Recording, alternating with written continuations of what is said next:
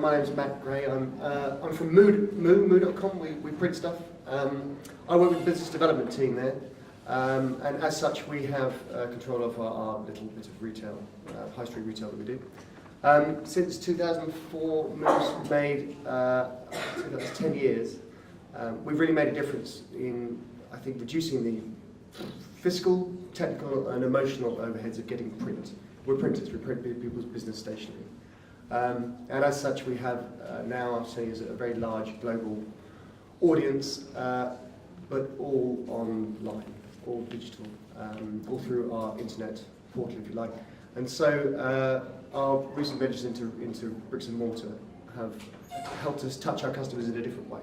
So, broadly speaking, the internet gives you a lot of customers which you speak to very shallowly. A single box park shop in Shoreditch gives you sort of relatively few customers, but you can touch them immensely deeply. And it's really, really, really refreshing thing for a brand like us to be able to do that. Perfect. Yeah, I'm Katie from Eventbrite. I head up our community marketing team in Europe. And I guess people will know Eventbrite, well, probably because you signed up for us today, but a lot of pop-ups and small business use us to market their events. So I think that was my first contact with the kind of pop-up community in London. And I'm actually running my own pop-up for Eventbrite next month. So I guess that's the other touch point which I'd like to share a few things about today. It's called Bright Space London. It's actually happening in one of the units in Old Street Station. And Bright Space was an initiative which we did in LA and Boston earlier this year.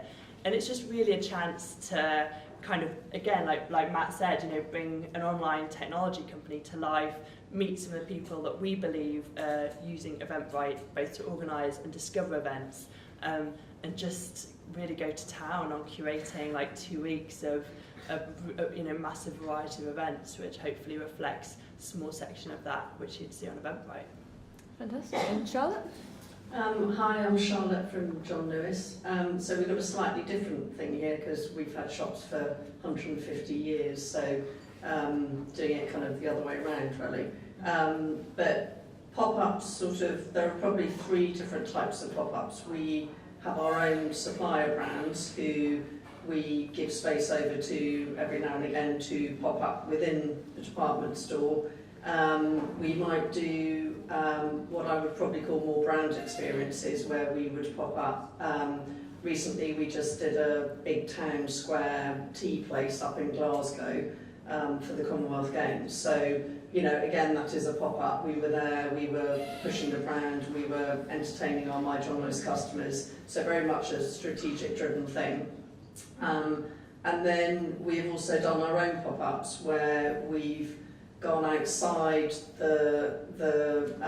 not the restrictions, but the confines of a master brand, which has a certain way of operating. And although it's kind of fairly obvious, a department store, lights live in lighting and beds live in furniture. So if you want to bring everything together as a range, it's quite hard to do that within a department store. So actually stepping outside the department store, we did that last year in Islington with a brand of contemporary furniture called House.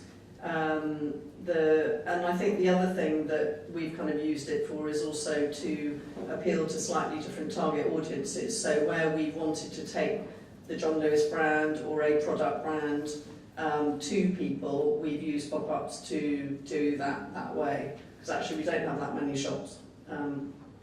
30 or actually maybe. Yeah, it's actually a surprising number. I mean, they're huge. Yeah, and we don't build them very often. Yeah. So, again, it's not like we've got, we're not Tesco local or Sainsbury's Metro or whichever. Did you meet any kind of, it's the 150th anniversary, isn't it? So it's coming, compared to you two, it's a much more established business. So when you I don't know if it was you or whoever it was that said, guys, I think we should be doing pop-ups. Did you meet a lot of naysayers and people saying, well, we don't need to do that, we've been doing it this way for 149 years, why should we change now? I think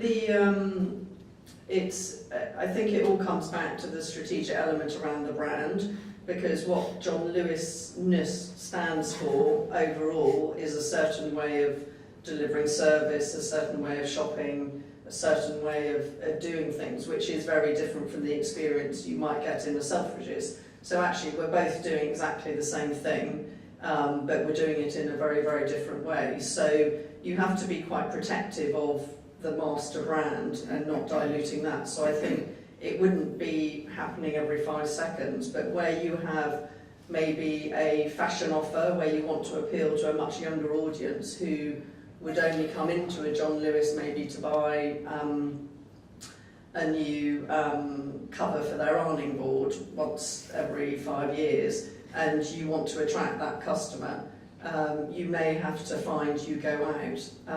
I think some of the other speakers were talking about doing some market research or data gathering, when sometimes we'll go and seed the brand in a city before we open there. So we did that in Exeter as well.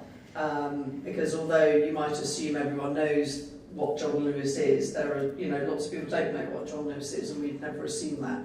So we kind of seeded the coming soon up the road, you know, which everyone had seen being built for 5 years, and gave a taster. I guess a question for everyone, do you think it's important that, or one, do you, and two, do you think it's important that other brands include pop-ups or temporary retail or whatever it is you want to call it, as part of their kind of marketing or retail toolkit now? Do you think someone would fall behind the kind of competition if they didn't do things like that?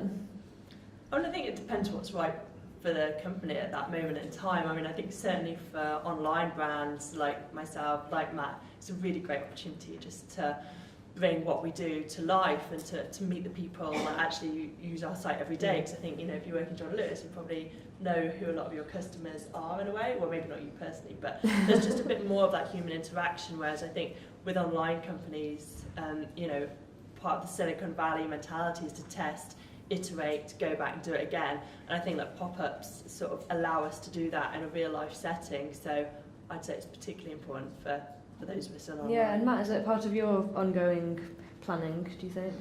It's not the question you asked first of all.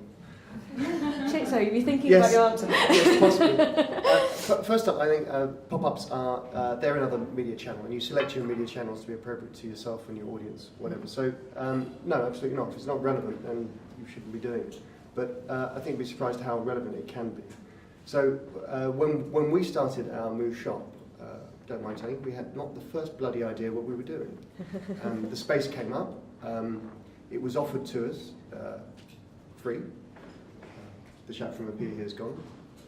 He has, and Mr. Boxpark's gone as well, so I think you're okay. Yeah. So, and that's happened to me in the past before. I had my own brand before I worked for Moo, and we had 18 months of free rent in just around the corner in Carnegie Street, because of the benefits that we brought to the street. So you have these big landlords that own lots and lots of properties. Some of them are empty.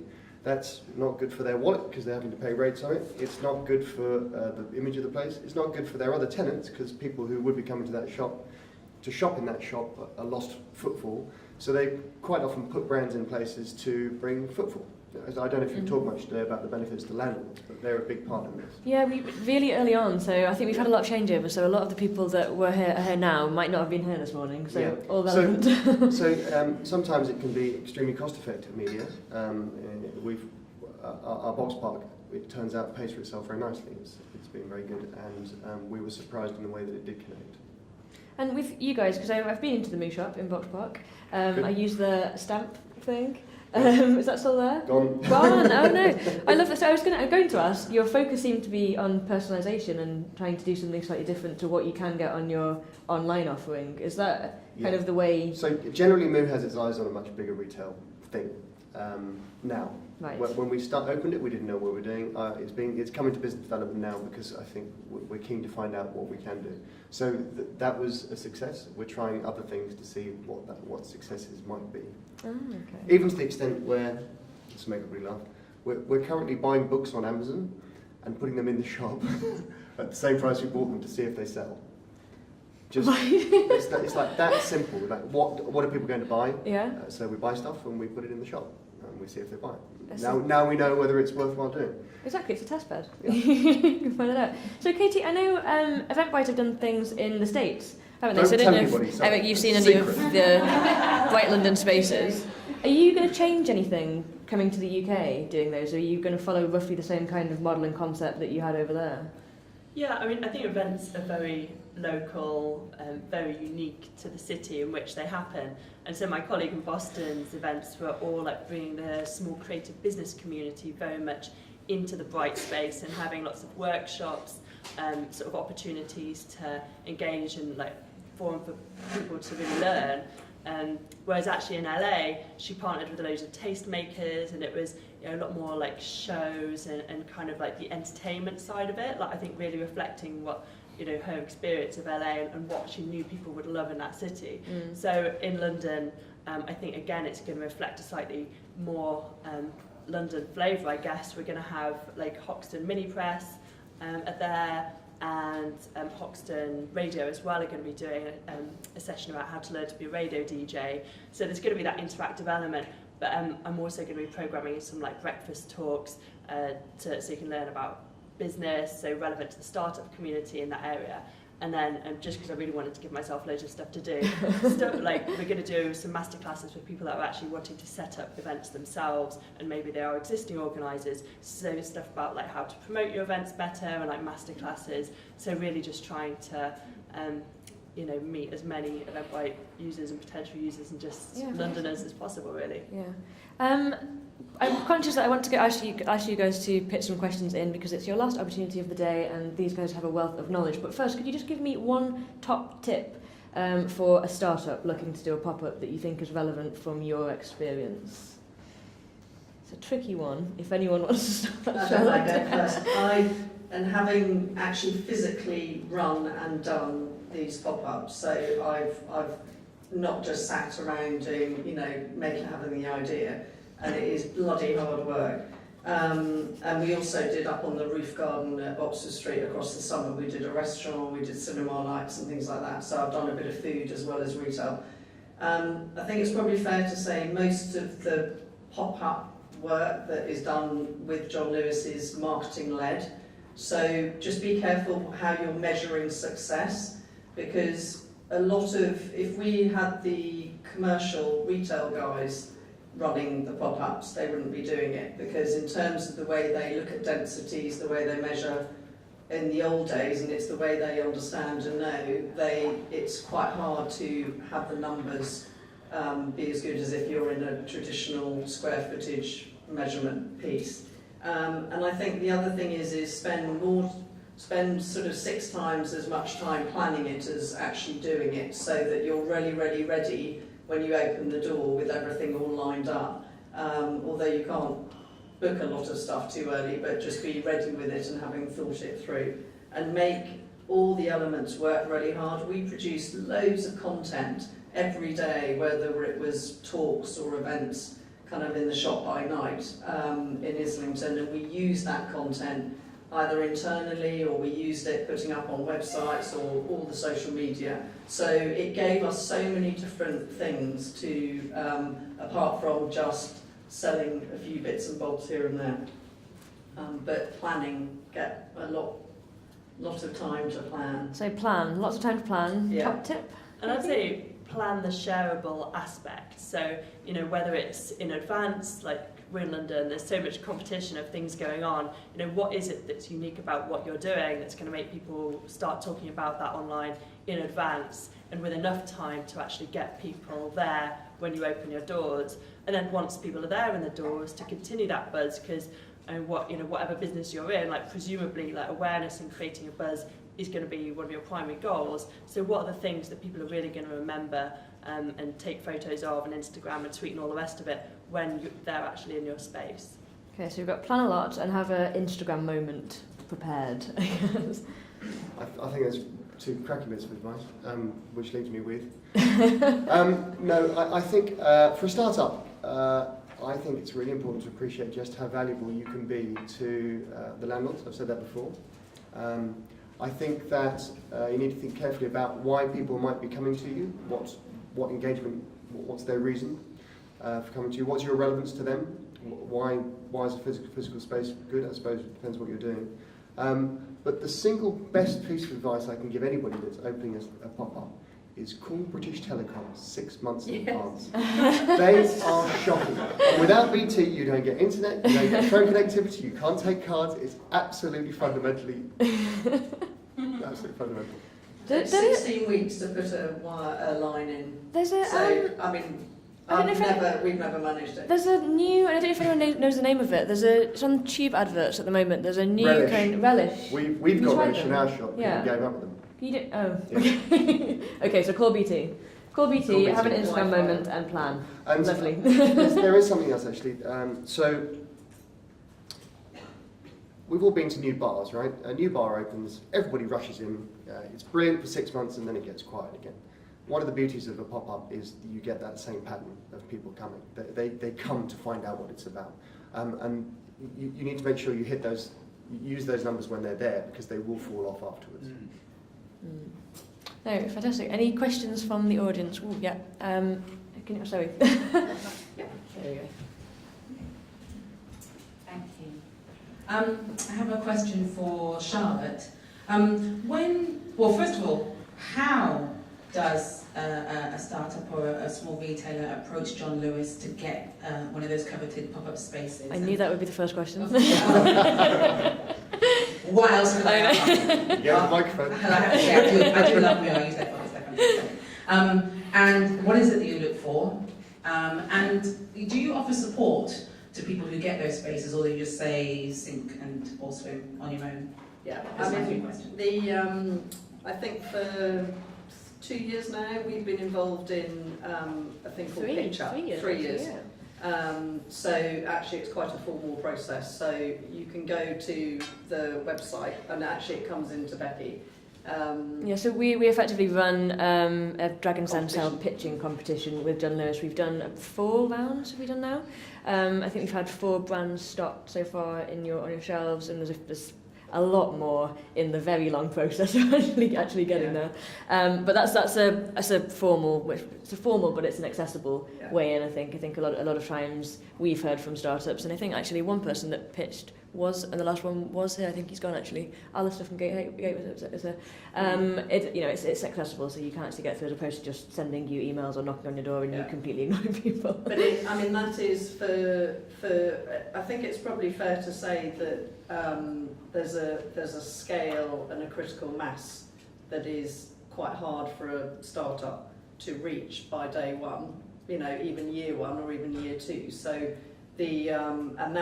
and that means that that's not you coming in to have a conversation with the buyer in the area you're starting in, whether it's fashion or beauty or whatever it is. So this allows a sort of slightly more entrepreneurial thing to take place. I think there are about 400 applicants out of which that whittles down to about 20. No, we had 700 this time, so it's absolutely crazy, and it whittles down to 12, and then 1 and or 2. And then they get a lot of mentoring, they get a lot of assistance, and then the odd 4 have been stocked, but not they're stocked as part of a range of other things, whether it's gifting or gift food or whatever. I don't think any of them have had the critical mass to be able to be listed everywhere. So it's because you require an awful lot of stock in order to come on board. It is, it's just tricky. Yeah. I think it's a lot more complicated than I think even the people that apply through us expect. Even when they're coming for the pitching day, I think they think it's fantastic. I'm here. I'm going to get stocked. I'm just going to win a competition. But after that, there's a whole year-long sometimes process of sorting out suppliers and sorting out critical mass and various things like that. So yeah, did you have another question as well? Was that half of it? No, I believe you answered all 3, but I was just thinking, is it about, are you interested in supporting those retailers who wouldn't necessarily be looking to get stocked? I mean, do you have a 2-pronged agenda of being a part of the experience and then, supporting startups and off they trot, or is it about we're looking for people that we're going to stock? I think we stock an awful lot, and there's an awful lot of variety that's within the store, and I don't know all 3,500 SKUs or whatever it is, and so it's got to be different and it's got to complement whatever else is in there. So it just it's got to be quite interesting.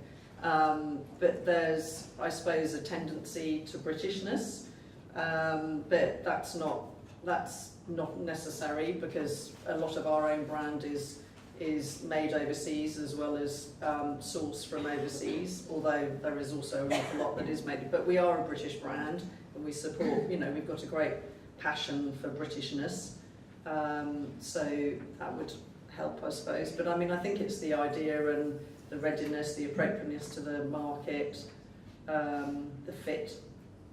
If you're competing with something we've already got, we're not really going to, unless it's a million times better or something very unique or different, or going to give us something different. I think, and this is off the record in front of I don't know how many people, and Sarah, mate from John Lewis, may absolutely kill me. We've talked about doing bits and the things that we could kind of do. So there may be some opportunity for us to kind of help you work with startups in that way. That's very much, I have no idea if that's ever going to happen, but it would be an easier way, if it could happen, than people trying to go in through the kind of standard processes, because I think it's the kind of thing where a brand isn't big enough, as you were saying, for John Lewis, whether that's through kind of going in and doing their own kind of concession area, or whether it's getting stocked in a range. So that could be a way to do it, or it could happen with any other company down the line, I don't know, but I think a startup area would be the easier way for that to maybe happen.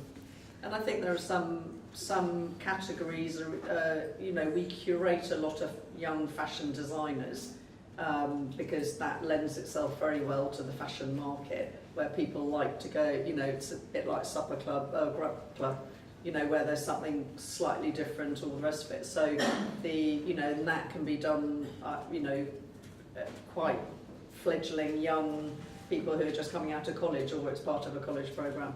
The other thing, the local branches themselves have their own community programmes where they will look at supporting local activities and local things coming in. So sometimes it could, be, if it's food or something, that might be linked around that. You have to get compliant, though, that's the really boring. Otherwise we'll shut you down after 2 weeks. Have you got any more questions? We had another hand there, yeah.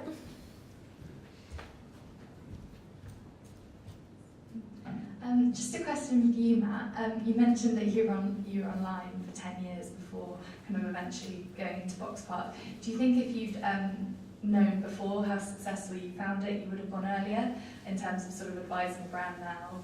If they've been online for, say, a year or two, would you say go sooner, or are you happy that you sort of built up an online presence first? Well, we opened that shop 18 months ago plus. And I was with the company for about 3 months before that. I know that we would love to do more of it.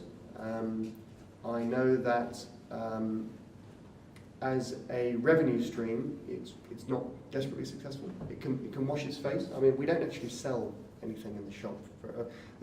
We do business cards and things, so people can come and touch the paper stock, look at the quality of the prints, talk to the staff. They can order stuff in the store, but they've still got to wait for it to come. The biggest traction we've had is with people picking up orders.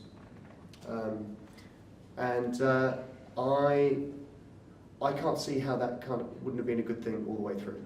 The unique situation these days is that we have a very big customer base around Shoreditch, and we know that, we keep good data.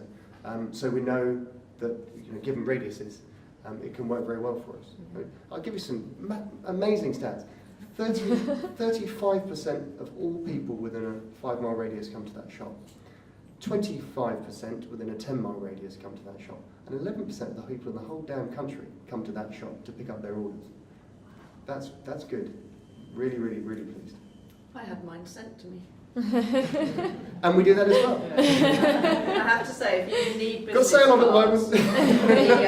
And I don't know really, and I've never talked to anyone from Moot, but they, to me, are what their approach is what Apple did with computers and consumer electronics. It's so easy, and you get so much lovely choice, and it comes in this beautiful box. And I even bought these stickers because they just looked so nice, and it was a glowing endorsement. I don't think it's about the shop actually. I think it's the experience that I personally got through online, and I had them sent to me at home. And I think they even slightly, I'm not sure they fitted through my letterbox, but they should. That's only because I've got a little letterbox back there. Have any And I have a more, John Lewis bag. Yeah. any more questions anywhere? Sorry, and I use Eventbrite. Hi. Oh, wow. This is a question for Matt. As a brand going into a pop-up, what's your ideal experience, or the ideal experience you want to give to a customer coming in? Is it something that's very deep and impactful then, or something that they mull over time and kind of grows on them? I want people to come into the shop and remember us. I want them to come in and be delighted. They want to be amazed and fascinated and take that experience off somewhere. I think somebody observed that an ideal Google customer spends as little time in their site as possible and gets to where they want to go. Well, in a similar way, we have a difference. You know, we don't expect people to come in and spend money. We just want them to remember us and come in and think that's great. Because fundamentally, it takes, I don't know, Charlotte, how long it takes you to do your cards, but it can take people a lot of time. It's a big emotional investment in designing your business stationery. And standing around in the shop or sitting in the shop isn't the best place to do that. So you want to take it home and mull it over, get it right.